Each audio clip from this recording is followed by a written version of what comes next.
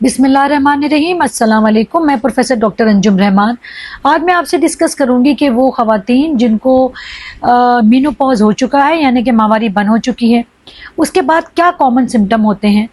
ज़रूरी है कि हम दवाएं लें या कुछ ऐसी चीज़ें भी हैं जिससे हम मेडिकेशन या हार्मोन रिप्लेसमेंट थेरेपी से बच सकते हैं। पहली तो बात है कि ज़्यादातर ख़वातीन जिनको मेंसेस बंद हो जाते हैं, हमारी कम्युनिटी में ना उनकी डाइट अच्छी होती है, ना वो अपना टाइमली मल्टीविटामिन लेते हैं, ना वो अपने ख्याल करते हैं, ना वो प्रॉपर टाइम प्रॉपर एज में डेयरी प्रोडक्ट यानी कि दूध है, चीज़ है, ये ऐसी चीज़ें लेते हैं जो हड्डियों को मजबूत करें। कॉमनली पेशेंट को सबसे मोस्ट कॉमन जो सिम्टम होता है मेंसेस से बंद होने के बाद, वो होता है हड्डियों का दर्द, कमर में दर्द होना, हड्डियों को दर्द होना। उनकी कंप्लेन होती है कि डॉक्टर साहब मैं सजदा नहीं कर सकती, मैं ज़मीन पे बैठ के नमाज नहीं पढ़ सकती।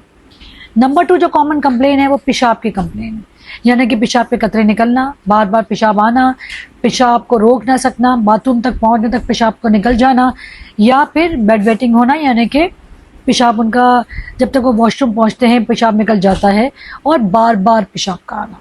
इसके अलावा नींद सही नहीं आती, फिर मेमोरी कम होने लगती है, चीज़ें जल्दी भूलने लगते हैं, वो फील करती हैं कि मुझे अभी ये चीज़ याद थी और मैं अभी भूल गई।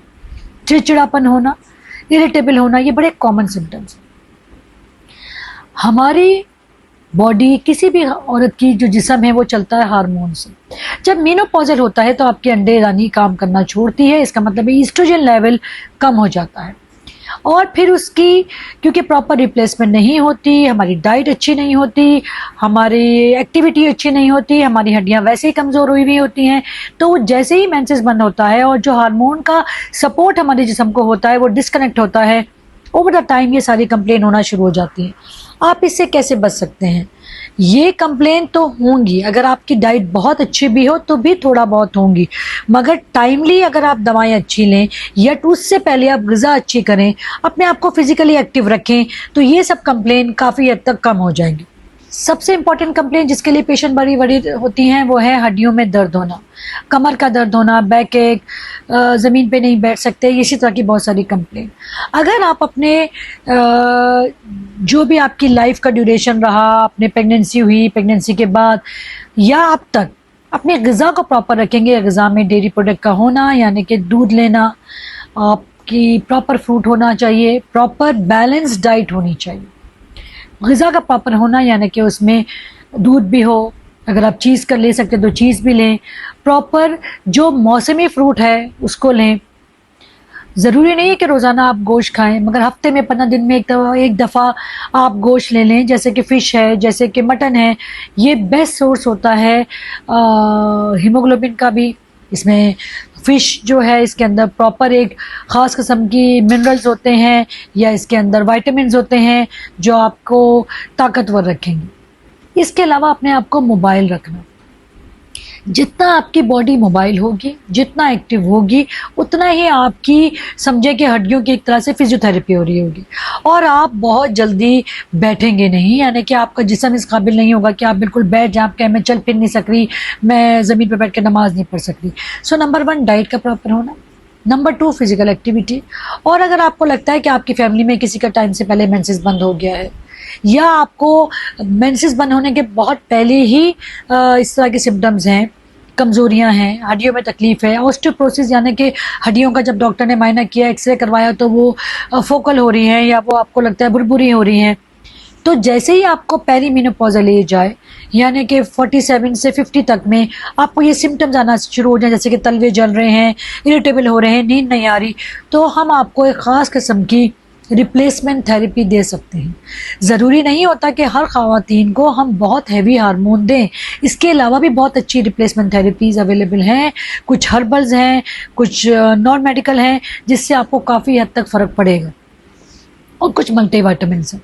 विटामिन डी हमारी जिस्म का बहुत इम्पॉर्टेंट एक्टिवेटर है। हमारी ज़्यादातर औरतें ख़वातीन करती हैं, हमारी ज़्यादातर ख़वातीन पर्दा करती हैं, या फिर वो जो है घर में ज़्यादातर रहती हैं, उनका प्रॉपर सन एक्सपोजर नहीं है। बेस्ट सोर्स विटामिन डी की सन एक्सपोजर है। सो इनके अंदर ज़्यादातर ख़वातीन के अंदर विटामिन डी की शदीद कमी है। अगर प्रॉपर एज में आप विटामिन डी की रिप्लेसमेंट लेना शुरू कर दें, आपकी डाइट पोर्शन में मीट भी हो, फ्रूट्स भी हो, ड्राई फ्रूट्स भी हों, तो वो रिप्लेसमेंट काफ़ी हद तक हो जाती है। हालांकि हमारी डाइट में ये सब रिप्लेसमेंट नहीं होती, और हम खाना जो है वो यूजुअली प्रॉपर पोर्शन मील का जो होना चाहिए हर चीज़ का, वो हमारी डाइट में हार्डली होता है। एक तो ये हो गया। नंबर 2 आपकी फिजिकल एक्टिविटी हो गई। नंबर 3 आपका वाइटामिन हो गए, जिसमें सबसे इम्पोर्टेंट जो है, ज़्यादातर ख़वातीन बड़ी शौक से कहती हैं कि हम कैल्सी की गोलियां खा लेंगे, या हम वो डॉक्टर साहब पुड़िया दे दें जिससे हमारी गर्मी भी बर्दाश्त हो जाएगी, वो जूस वाला जो शरबत है वो दे दें। विटामिन डी बेस्ट चीज़ है। ना सिर्फ विटामिन डी आपकी हड्डियों को मजबूत करेगी, आपके बॉडी के सारे हार्मोन्स को रेगुलेट करेगी। जो मीट है, स्पेशली मटन है, वो बेस्ट सोर्स ना सिर्फ होता है आपकी आयरन का, बल्कि इसके अंदर ईस्ट्रोजन भी काफ़ी मकदार में होता है। तो जो प्रोटीन डाइट होती है वो आपके ईस्ट्रोजन के लेवल को मेंटेन करती है। जब हमारे मेंसेस बंद हो जाते हैं, हमारा ईस्ट्रोजन कट ऑफ हो जाता है, और ये सारे सिम्टम्स वजह से आ रहे होते हैं। आपने डाइट अच्छी करनी है, आपने अपनी रिप्लेसमेंट थेरेपी लेनी है, और उसके बाद अगर आपको लगता है कि आपकी स्टिल ये सिम्टम्स आपको हैं, तो आप अपने डॉक्टर के पास जाएं। डॉक्टर आपको ज़रूरी नहीं है कि हार्मोन दे, डिफरेंट रिप्लेसमेंट थेरेपीज अवेलेबल हैं, बहुत अच्छी मेडिकेशन अवेलेबल है जो हम आपको देते हैं, और काफ़ी हद तक ये सिलसिले आपके बगैर किसी हैवी हार्मोन के सही हो सकते हैं। पर इसके बावजूद भी अगर आपको ये सिम्टम्स हैं, आपको बहुत तकलीफ है, तो kindly timely hormonal replacement therapy शुरू करें।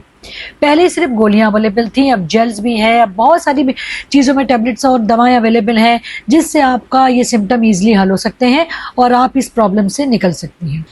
इसी के साथ मैं आपसे इजाज़त चाहूँगी। जो बाकी तकलीफें हैं उसकी जो ट्रीटमेंट है, इंशाल्लाह मैं नेक्स्ट टॉपिक में आपसे डिस्कस करूँगी। पाकिस्तान जिंदाबाद।